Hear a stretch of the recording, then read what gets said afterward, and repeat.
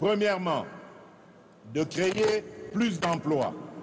en accélérant la promotion de l'entrepreneuriat, notamment celui des jeunes, et au moyen d'une approche volontariste inspirée de nos réalités sociétales. Deuxièmement, de protéger le pouvoir d'achat des ménages en stabilisant le niveau de l'inflation et en maîtrisant le taux de change. Troisièmement,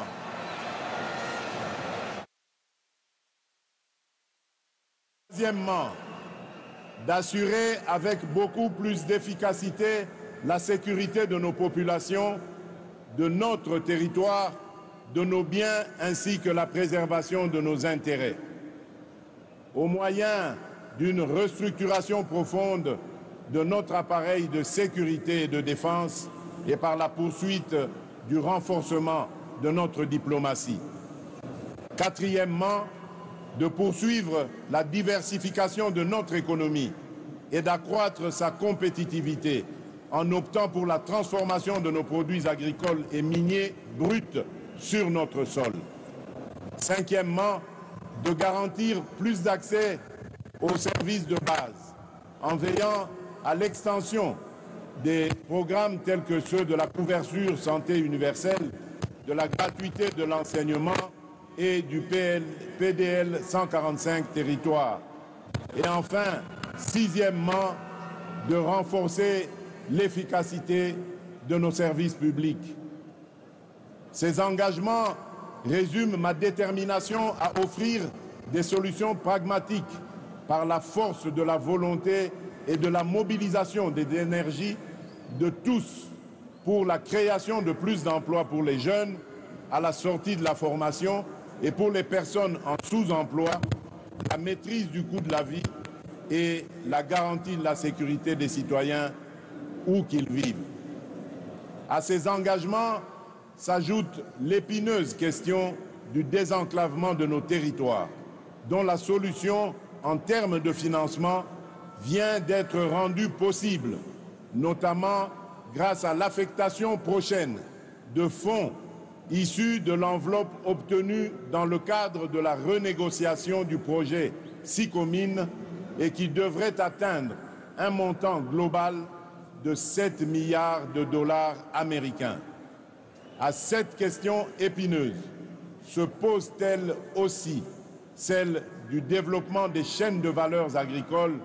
et de l'assainissement de nos villes, trois défis qui constitueront les trois initiatives présidentielles prioritaires de ce nouveau mandat. Mes très chers compatriotes, l'expression de vos suffrages et le renouvellement de votre confiance à mon égard interviennent dans une période critique de l'histoire et où de nombreux défis pèsent sur notre devenir collectif. D'abord, sur le plan national, les efforts fournis dans la sécurisation de nos concitoyens et dans la sauvegarde de notre intégrité territoriale se retrouvent mis à mal par les velléités obscures de certains États voisins, d'acteurs extérieurs ou internationaux, avec la complicité lâche de certains des nôtres. En effet, nonobstant votre vigilance,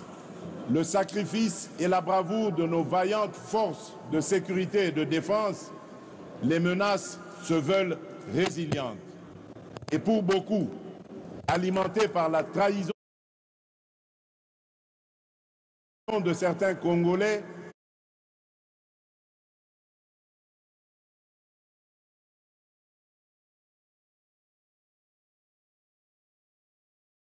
qui, et sans la moindre considération humaine et patriotique, s'allient à l'ennemi pour faire couler le sang de leurs propres frères et sœurs congolais. Toujours sur le plan national, se pose le défi de la sauvegarde de notre cohésion nationale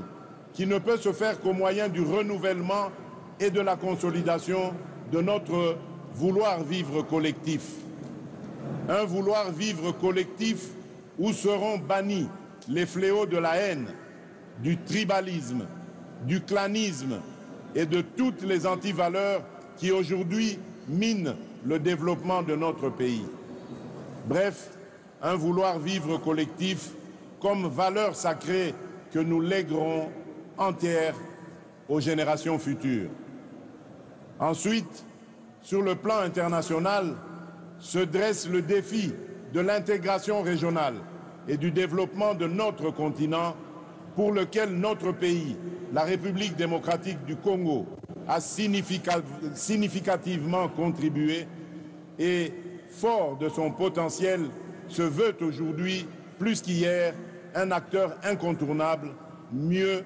un catalyseur. Enfin, se pose-t-il le défi du réchauffement climatique, pour lequel notre pays se veut être une solution au regard de ses potentialités naturelles qui ne sont plus à présenter,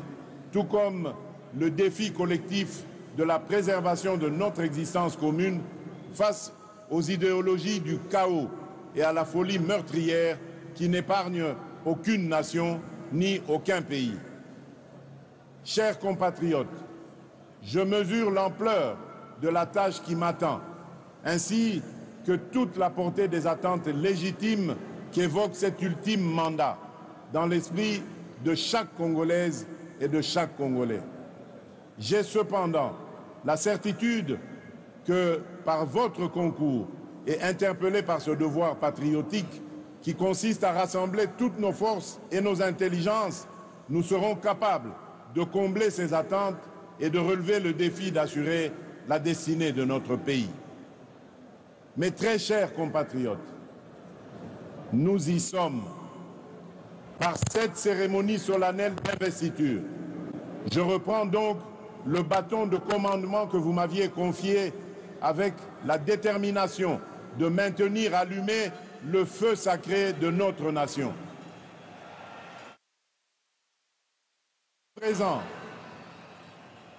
À présent, il s'agit pour nous de transformer durant les 5 prochaines années les prouesses que nous avons réalisées et de parachever l'avènement d'un Congo plus uni, mieux sécurisé et plus prospère. Il s'agit désormais pour nous de rester mobilisés et soudés dans notre lutte contre l'insécurité et la pauvreté, nos seuls et réels ennemis. Il s'agit à présent pour la nation de croire aujourd'hui plus qu'avant en notre communauté de destin et d'y travailler de manière beaucoup plus harmonieuse,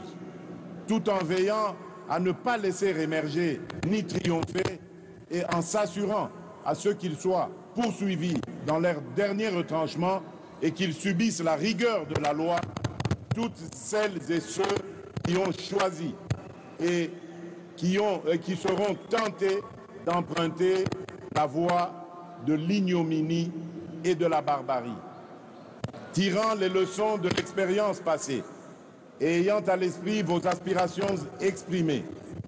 je m'engage à user de tout ce qui est en mon pouvoir pour que les erreurs du passé ne se reproduisent plus et pour que les actions